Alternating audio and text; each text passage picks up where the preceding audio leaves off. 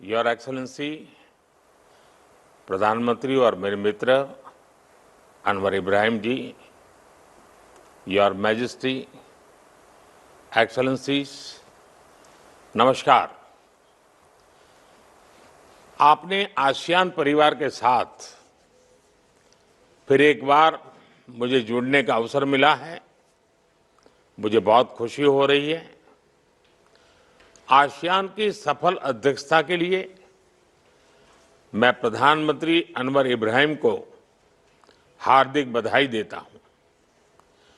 भारत के country coordinator की भूमिका कुशलता से निभाने पर फिलीपींस के राष्ट्रपति मार्कोस का धन्यवाद करता हूं और आसियान के नए सदस्य के रूप में तिमोर लेस्ते का स्वागत करता हूं।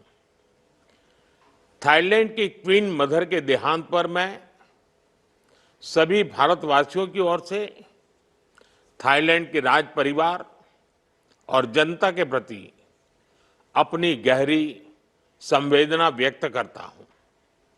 फ्रेंड्स, भारत और आसियान मिलकर विश्व की लगभग 1/4 जनसंख्या को रिप्रेजेंट करते हैं। हम सिर्फ ज्योग्राफी ही शेयर नहीं करते, हम गहरे ऐतिहासिक संबंधों और साझे मूल्यों की डोर से भी जुड़े हुए हैं। हम ग्लोबल साउथ के सहयात्री हैं। हम केवल व्यापारिक नहीं, सांस्कृतिक साझेदार भी हैं।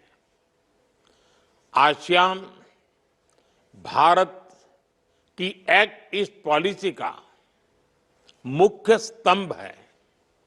भारत सदैव आसियान सेंट्रलिटी और इंडो पैसिफिक पर आसियान के आउटलुक का पूर्ण समर्थन करता रहा है। अनिश्चितताओं के इस दौर में भी Bharat ASEAN comprehensive strategic partnership में सतत प्रगति हुई है और हमारी ये मजबूत साझेदारी वैश्विक स्थिरता और विकास का सशक्त आधार बनकर उभर रही है। फ्रेंड्स, इस वर्ष की आसियान समिट की थीम है इंक्लूसिविटी एंड सस्टेनेबिलिटी और ये थीम हमारे साझा प्रयासों में स्पष्ट दिखती है। चाहे वो डिजिटल इंक्लूजन हो या फिर मौजूदा वैश्विक चुनौतियों के बीच फूड सिक्योरिटी और रिजिलियंट सप्लाई चेन सुनिश्चित करना।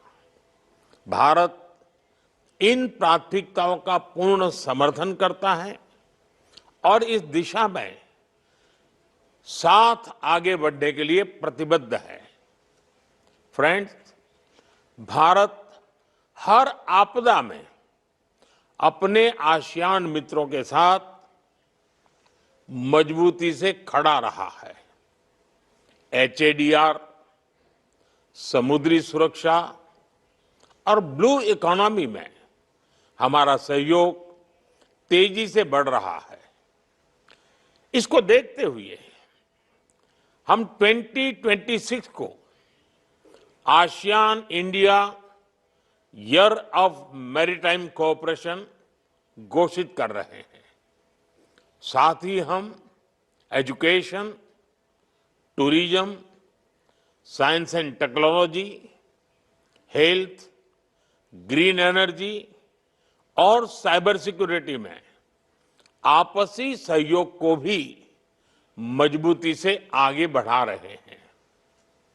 अपनी साझा सांस्कृतिक विरासत को संजोने और पीपल टू पीपल संबंधों को मजबूत करने के लिए हम साथ मिलकर काम करते रहेंगे।